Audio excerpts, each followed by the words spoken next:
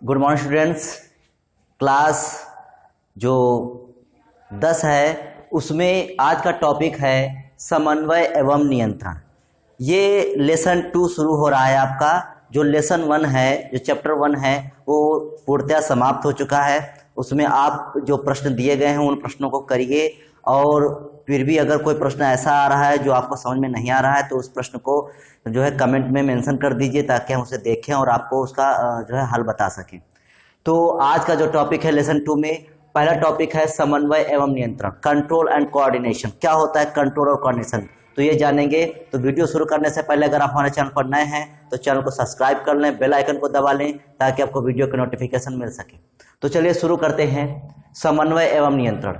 सभी जीवों में चेतना होती है, ठीक जैसे जितने भी संसार में जीवधारी हैं तो सभी में चेतना होती है। चेतना मतलब क्या होता है कि जो भी हम लोग देखते हैं, सुनते हैं, सब कुछ जो क्रियाएं करते हैं तो सब चेतना के अंतर्गत आ जाती हैं। तो वही है कि सभी जीवों में चेतना होती है। इसी गुण के कारण जीवधारी अपने बाह्य तथा आंतरिक वातावरण में होने वाले परिवर्तनों को जान पाते हैं। हम लोगों में चेतना होती है, सभी जीवधारी में चेतना होती है, जिस कारण से जो बाहरी वातावरण है, बाहरी वातावरण में जो भी परिवर्तन हो जाए, सर्दी, गर्मी, बरसात, ये सब चीजें होती हैं, तो उन सबका हमें जो है पता चल जाता है। और शरीर के अंदर के वातावरण में जो भी परिवर्तन होते हैं, जैसे लीवर में, किडनी में कोई इन्फेक्शन हो या प्रॉब्लम हो या कुछ भी है, तो शरीर के अंदर के वातावरण में जो भी दिक्कतें आती हैं या जो भी परिवर्तन होते हैं तो उनका भी हमें इसी चेतना के द्वारा पता चलता है। तो वही लिखा हुआ है, इस गुण के कारण जीवधारी अपनी बाह्य तथा आंतरिक वातावरण में होने वाले परिवर्तनों को जान पाते हैं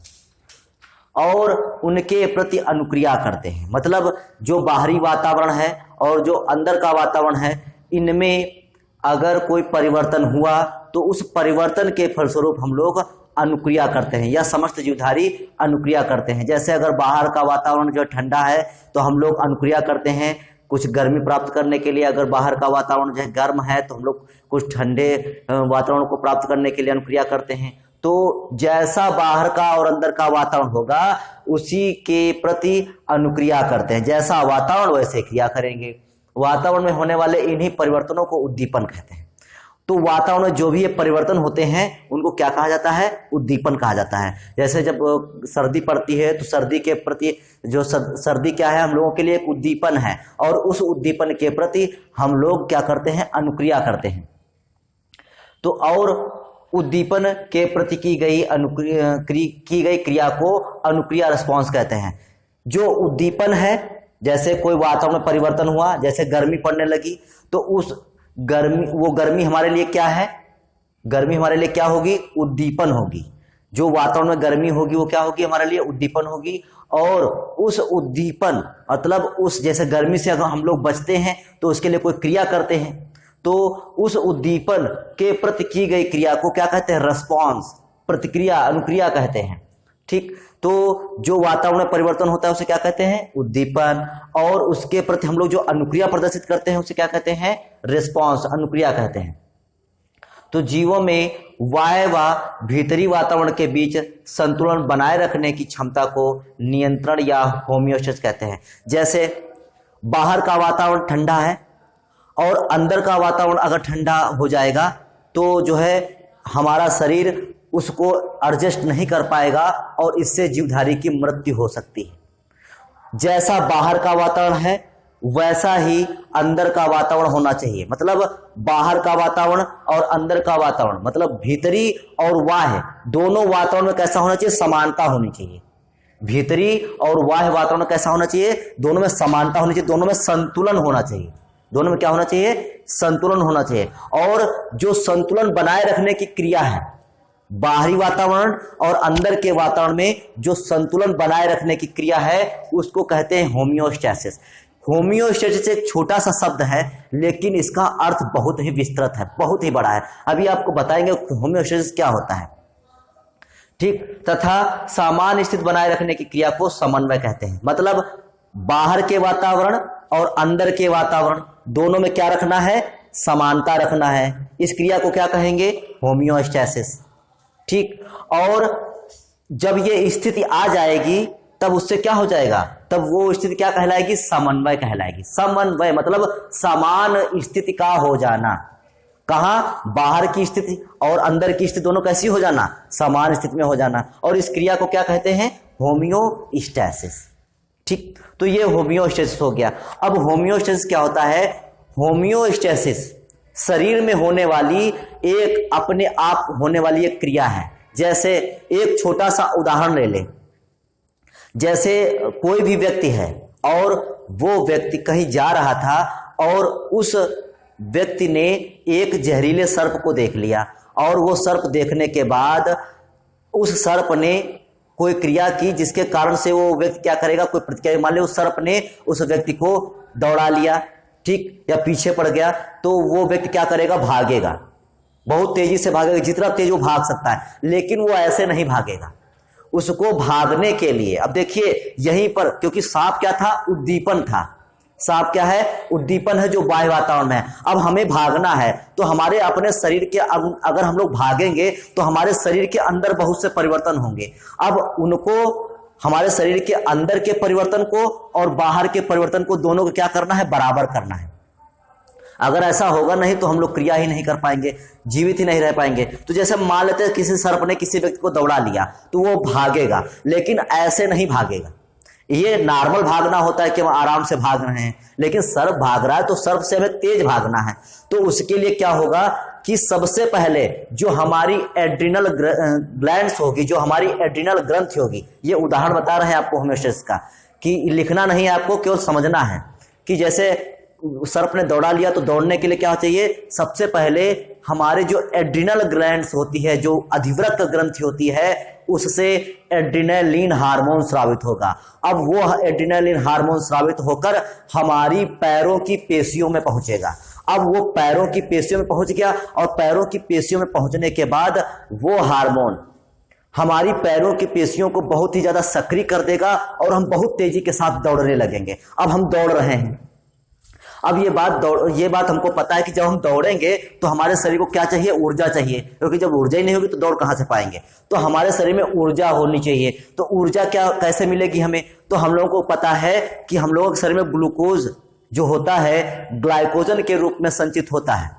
ठीक, हमने आपको बताया था ग्लाइकोजेनेसिस एंड ग्लाइकोजिनोलाइसिस प्रक्रिया। तो जो ग्लूकोज ग्लाइकोजन के रूप में संचित है, तब हमारे शरीर में क्या होगा, हमारे शरीर में जो अल्फा कोशिकाएं होंगी अग्न्याशय की, वो ग्लूकेगान हार्मोन स्रावित करेंगी और वो हार्मोन स्रावित होकर उस जो ग्लूकोज संचित है ग्लाइकोजन के रूप में, उस ग्लाइकोजन को पुनः काहे में बदल देंगी, ग्लूकोज में बदल देंगी। और वो ग्लूकोज हमारे शरीर में उसका ऑक्सीकरण होगा और ऑक्सीकरण के फलस्वरूप हमें बहुत भारी मात्रा में ऊर्जा प्राप्त होगी। लेकिन अगला प्रश्न ये आता है कि उस ग्लूकोज का ऑक्सीकरण कैसे होगा, क्योंकि उस ग्लूकोज को जलाने के लिए हमें तो ऑक्सीजन चाहिए।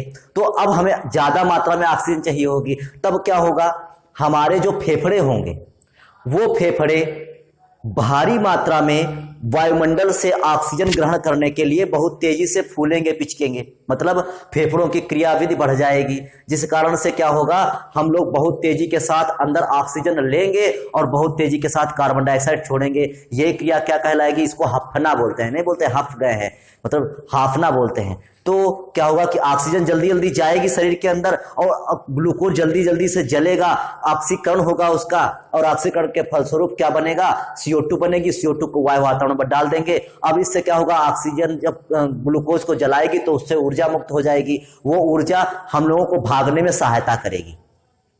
अब ग्लूकोज मुक्त हो रहा है, ऊर्जा उत्पन्न कर रहा है और भाग रहे हैं, लेकिन उस ऑक्सीजन को हमारी कोशिकाओं तक ले कौन जाएगा भाई? ऑक्सीजन तो जो है कोशिकाओं तक पहुंचेगी तभी तो ग्लूकोज का ऑक्सीकरण होगा।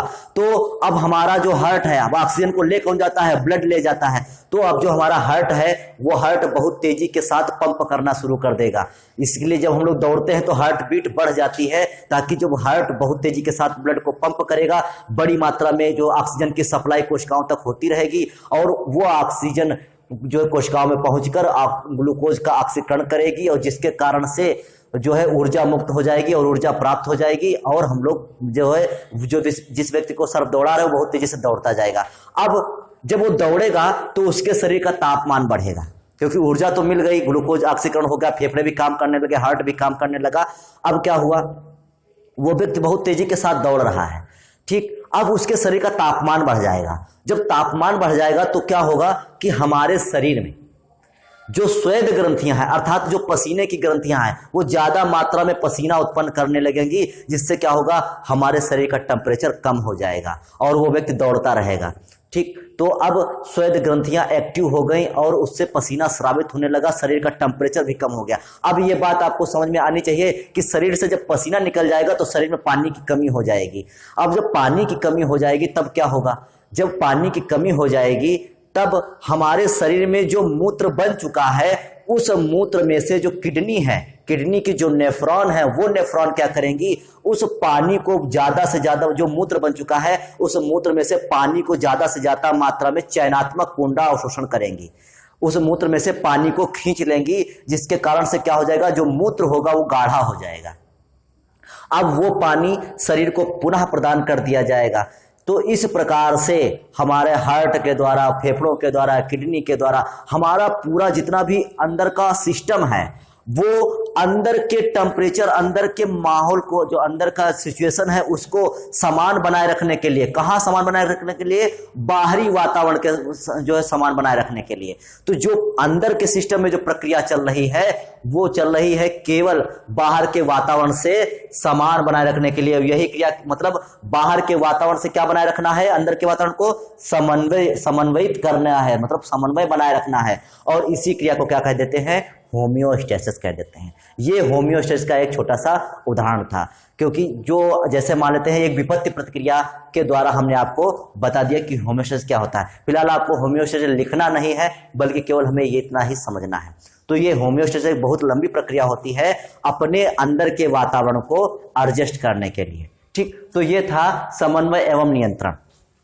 अब जंतुओं में समन्वय एवं नियंत्रण होता क्या है, जंतु में समन्वय नियंत्रण कैसे होता है, तो एक कोश की जंतुओं में समन्वय एवं नियंत्रण होता है और बहुकोश की, क्योंकि जंतु एक कोश की भी हो सकता है और बहुकोश की भी हो सकता है, होना दोनों में समन्वय एवं नियंत्रण है। तो एक कोश की जंतु में समन्वय नियंत्रण कैसा होता है और बहुकोश की जंतु में समन्वय एवं नियंत्रण कैसे होता है। तो एक कोश की जंतु में कुछ क्रियाएं चलती हैं, जैसे स्वीकारात्मक आकर्षण अनुक्रियाएं, नकारात्मक या विकर्षण अनुक्रियाएं। तो ये दोनों क्रियाएं हैं। और इसी प्रकार से बहुकोश की जंतु में तंत्रिकी समन्वय नियंत्रण होता है और रासायनिक समन्वय नियंत्रण होता है। रासायनिक समन्वय के अंतर्गत हार्मोन वगैरह आ जाएंगे, हम आपको बताएंगे। तो ये दोनों क्रियाएं हैं। कल हम आपको ये पूरा टॉपिक बता देंगे, एक कोश की जंतु में समन्वय और नियंत्रण कैसे होता है, और जो नेक्स्ट टॉपिक बनाएंगे उसमें हम बहुकोश की जंतु में समन्वय और नियंत्रण बताएंगे। तो कल जो नेक्स्ट वीडियो बनाएंगे तो उससे रिलेटेड होगा। तो आज के लिए बस इतना ही। उम्मीद है कि आपको समझ में आया होगा। और जो होम्योस्टेसिस का जो उदाहरण बताया है वो आपको लिखना नहीं बल्कि केवल समझाने के लिए बताया है कि होम्योस्टेसिस होती कैसे है। एक छोटा सा उदाहरण लेकर बताया था, ठीक, विपत्ति प्रतिक्रिया का। तो ये केवल टॉपिक आपको लिखना है, समझ लेना है। और आज के लिए बस इतना ही। कल फिर मिलेंगे एक नेक्स्ट वीडियो के साथ। तब तक के लिए धन्यवाद।